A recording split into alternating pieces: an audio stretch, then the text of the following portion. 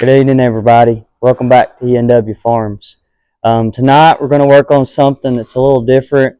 If you watch some of our earlier videos that I put up of us running equipment in the field, you'll see this piece of equipment running this past summer, baling square bales. This is our Kuhns, or now it's Norden, AF10 square bale accumulator.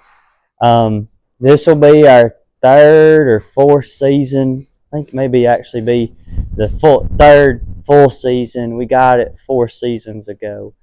And we made a switch when we switched to this Kuhns accumulator. We had ran every style of accumulator there was. We started with a accumulator, a Kuhns, and it worked okay, but our fields just weren't quite level enough.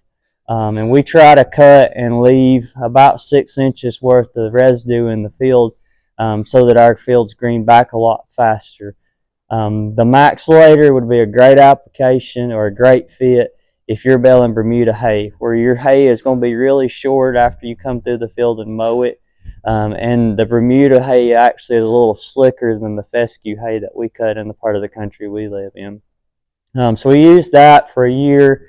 It worked okay, but then we made the decision that we were going to go into an actual accumulator that carried the bales versus pushing them along in front of the skid steer.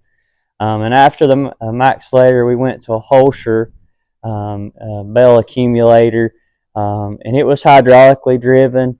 But after running it about 1 season, we found out the tractors that we run, like I always say, we run 40-year-old equipment in most cases. We just did not have the hydraulic capacity that we needed to run that machine and run it the way it needed to be ran. And so after 1 season with the Holscher, I decided that I was done with that and I wasn't going to fight with it anymore. And so I began to do some research. And actually my research consisted of looking on YouTube, just like what you're doing right now. And began to watch videos of the Kuhns accumulator system running. And then I got to watching, there's a gentleman, DLH Farms. He was a big guy that put a lot of videos out on the Kuhns accumulator system. He had a couple different versions of them. And after that, I decided that this is the route we were going to go. In my opinion, this is probably one of the best accumulator systems there is. For me, it has no hydraulic requirements. It has no electrical requirements. It's purely 100% mechanical using trip arms and old-fashioned springs that we can get at the hardware store.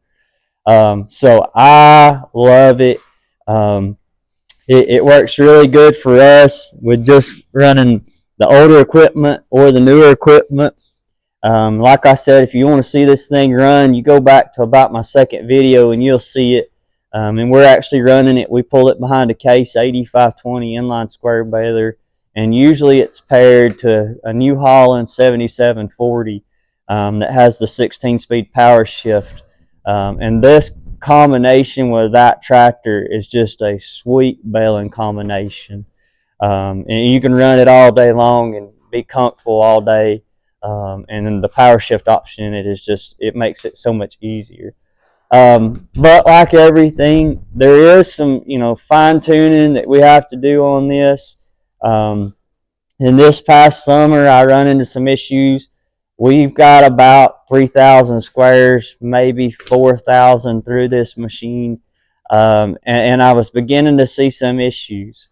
Nothing major, wasn't anything that, caused major issues.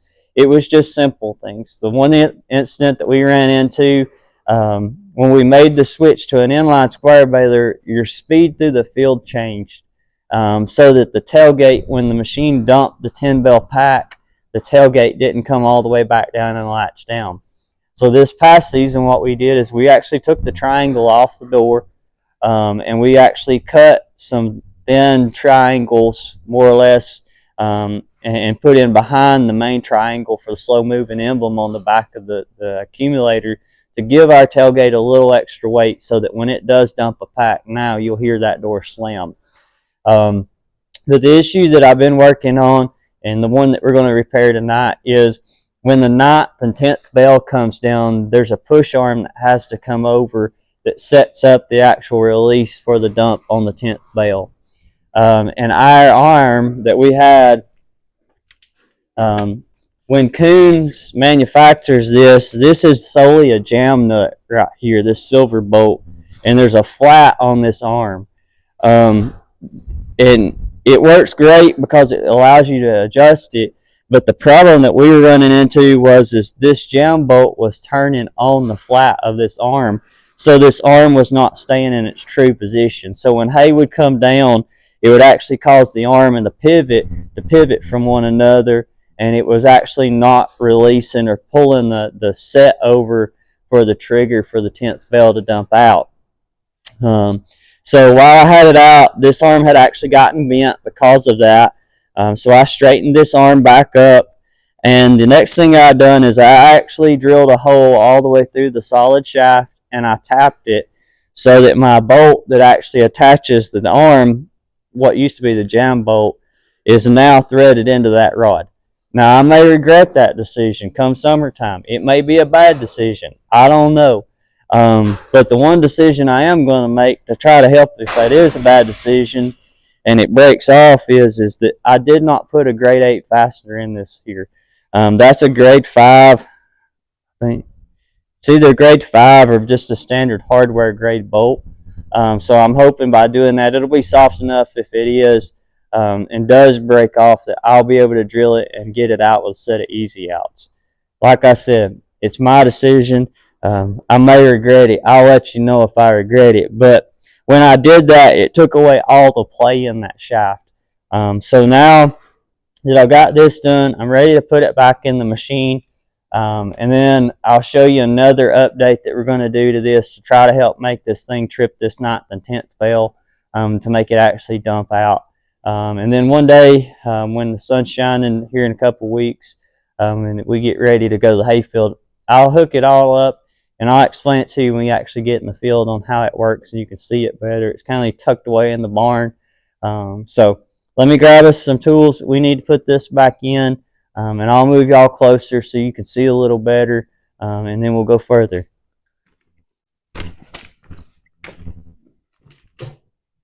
Okay, so you can see I've got my trip arm here mounted up.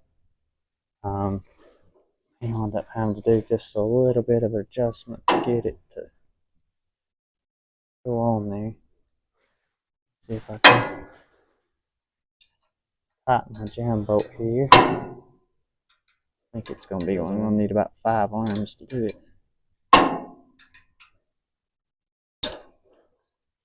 Sometimes I feel like if you're going to be a mechanic, you should have been an octopus. Well, you got plenty of arms.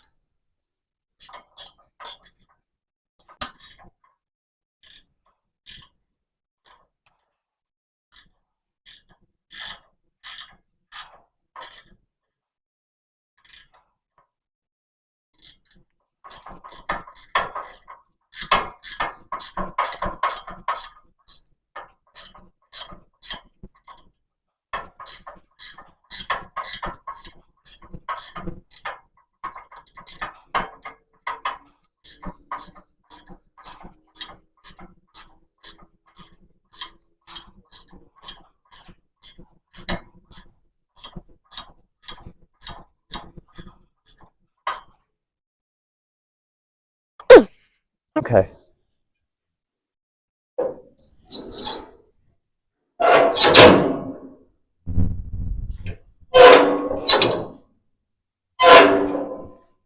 Alright, I think that's going to function like it's supposed to now.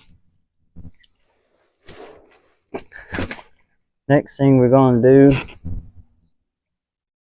turn y'all around here so you can see, raise you up. We're going to add a second spring to this guy right here on this 10th bale and see if it makes any difference on making this all perform like it needs to.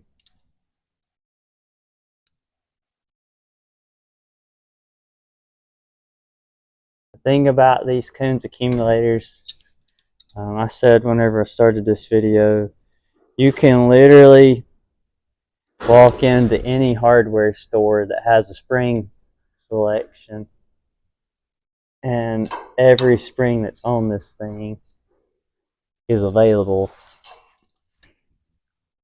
And so it makes it really nice. I did buy, when I bought this one, a full spring and cable kit for it. Like I said, we're about 90 miles, I think, 90 or 100 miles away from the closest dealer. So I went ahead and bought enough spare parts where if we had issues, that we would be able to resolve the majority of the problems we were going to have in the field. This machine came from, I think it's Mountain View. It's either Mountain View Equipment or Mountain View Implement in Hillsboro, Tennessee. If you look on the Kuhns dealer website or the dealer listing, you'll see those guys. It's Jason Smith is the man that owns the franchise there, the dealership, and he's a real stand-up guy. Whenever I went to trying to buy one of these, I was exactly the same distance between two dealers. Called the first dealer, and that dealer didn't answer the telephone. Left a message. I'm one of those people, I'm not going to call you and harass you to do business with you. If I call and leave you a voicemail or a message, I expect you to call me back. 3 days went by. On the first dealer I called, and nobody ever called me back. So I picked up the phone, called Jason. He answered the phone the first day. It was the end of the season, and wasn't nobody belling no hay. And told him, hey, I'm really interested in one of these, and like to buy one, but like to see it run. And so he pretty much set his own little demo up out in his field and went out and raked thatch up. Showed me how one of these machines ran in probably the worst condition you could put one in. And after I watched it run one time, that was a dead giveaway. I knew what I was going to be using to accumulate hay with. And bought one in and waited. That was in the season, like September, October. Had to wait till May of the next year to get to use it and looked at it for that long. But like I said, we've been thoroughly pleased with it. Just little things depending on what you're doing with them and stuff. But that should have that taken care of. So let me climb out from underneath here, and we'll see if we can get enough light on it. I may go ahead and just show you how it works if I can get enough light in the barn in here so you can see everything. Okay, so you can tell the version of these accumulators based off this front chute. The early versions of these Kuhns accumulators, this front chute up through here was a solid. It was open, but it was piping. It had pipe on the top and pipe on the bottom to keep the bells from falling out. And the bad part about that is if you busted a bell coming out of the baler, you had to wait all the way to the top, and when it fell out the back, it went down the back. So this newest version, like I said, this is about 4 years old, so they may have changed them just a little bit, but I think they're pretty much exactly the same. This is all open topped. So we run a camera on the knotters of our square baler so that we can actually see if we miss a bell or bust a bell and catch it before it goes over the back, because it creates a mess in the back if you don't catch it. But this is the tongue right here that connects up to the baler, and your baler has a chute on it that takes this belt right here and actually ties into the side of the chute of the baler, and that's actually what makes the bells go up the actual ramp here and across that roller, and then they drop down the back side. So we'll walk around on the back side now, and I'll show you the back side. Another way to tell the older versions from the newer versions, the older version, most of them just had one single dolly wheel right here in the front, where this one has a double set. And they're made to where you can actually pick them up with a jack and pin the tongue up and pull it down the road behind your pickup truck with the dolly wheels not on the ground. Usually when we're transferring fields, we just drive with the tractor and the baler. because it's only about a 4-mile drive from the home farm to where we do all of our square baling. So let me turn the lights around a different way, and I'll turn the camera back on and get on the back side. Okay, so here's the back view of ours. Now, the AF10 means that this is a 10-bale flat model. If you're looking at models, usually the AEs mean that they're an edge bale model. We pick everything up on the flats. It just works good for us for what we're doing. But when I try to describe how this machine works, I describe it to people as if you ever watch The Price is Right when they play Plinko. And imagine the Plinko chip is your bale of hay that comes across the top right here, and the first side that it fills is this left-hand side. So the bale comes down, you can see the little arms that shoot it over, and this is a spring right here that as the third bale comes down, it takes this spring and pulls it down against this divider right here, which then opens this section up here to where the bales come down through here. So your first bale comes down, the chute from here comes all the way down, comes down right here, and it falls down in this corner, and you see this arm right here. This is a kick arm, and it kicks the bale over and actually hits here, and it's turned a long ways against parallel to the tailgate. One thing, if you're ever running one of these, the one thing that is very important is that your bale moisture is correct. If you can run your bale moisture under 13%, it will have all the difference in the world on the effect of how your bales slide. And the closer to 10% moisture, the better it slides. You notice that all of this area up here has a charcoal gray color to it. Down here at the bottom is charcoal gray. If you look at majority of your accumulators, that's going to be silver except for the bottom portions that are red. I was having problems with our hay sliding, and so that is all graphite that I painted on there. And so usually whenever I start for the day, I'll coat the bed of the accumulator with baby powder. And then between the baby powder and that graphite, usually the first couple of bales, I have had them come down through here so fast when they hit the tailgate, they pretty much shoot themselves over the tailgate. But that's just little tricks that we learned, and our dealer, that he told us whenever we started, take your baby powder and baby powder this bad boy up, and it'll help you in the long run. So after the first 3 bales come down, they move this arm to the left, and then the next section that begins to fill is this section right here. And so it's 2 bales down straight on the tail.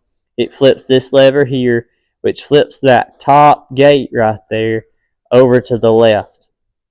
When it moves to the left, it begins to load on the right hand side exactly the same way.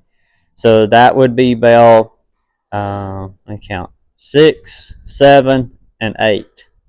And once it loads bale 8, there again, it's got another arm spring here. It pulls it down against this divider right here. This arm goes over to the right, and then we come down and we actually load bales 9 and 10. And this is the other side of that arm that we were just putting back on. So bale 9 comes down. As it comes down, if you look, maybe you can see it. You can see the rod move over and actually set for our bale 10. So as bale 9 comes down, it pushes this arm over, and then as bale 10 comes down, it grabs the trip right there and pushes it downward. And as it does, then at that time, it opens the tailgate. You can look right here, and maybe you can see that, the shadows. So there's actually, we cut 2 pieces of flat steel. It's just thin stuff. I'm not a sheet metal guy, so it's hard for me to tell you how thick that is. But it's about the same thickness as the triangle. So we just tripled the triangle thickness, and that made it to where our tailgate shuts. And if you're running in good dry hay, you can pick up enough speed that you'll be able to make the accumulator go through the field fast enough that it'll trip it. So, like I said, if you want to see this thing in action, check out our, I think it was summer 2023 square baling video, which is our second video. And and it's about 2.5 minutes, and it's me making a pass down through the field, and you can see it actually go through the process of the bells coming down and actually tripping out. So let me walk back around on the front side, and we'll close this one out and go from there. So that concludes our repair video on the 9th bell arm there for this Kuhns accumulator for the AF10. We'll come back another day, probably whenever we hook up to the baler for the first time. I'll run a grease gun all the way around it, grease it up good, and then it'll be ready to go to the field. So like I said, it's the 27th of February, 28th of February, 28th of February. We typically get to start cutting hay out here about the 1st or 2nd week of May, as long as weather allows us to, and fields are dry enough. So it won't be long, and we'll be back in the field about 2 more months. So I'm kind of getting the itch to get started back. I'm pretty excited. We got some new things maybe hopefully coming, so you'll get to see some videos of that when we get in the hayfield this year. So thanks for joining. Thanks for watching back on ENW Farms. We want to remind everybody, if you're not a subscriber, we'd love for you to subscribe to our channel. It doesn't cost anything to subscribe. All you got to have is a Gmail account or a Google email account. But we certainly appreciate you tuning in, and we'll catch you in the next one. Thanks for watching.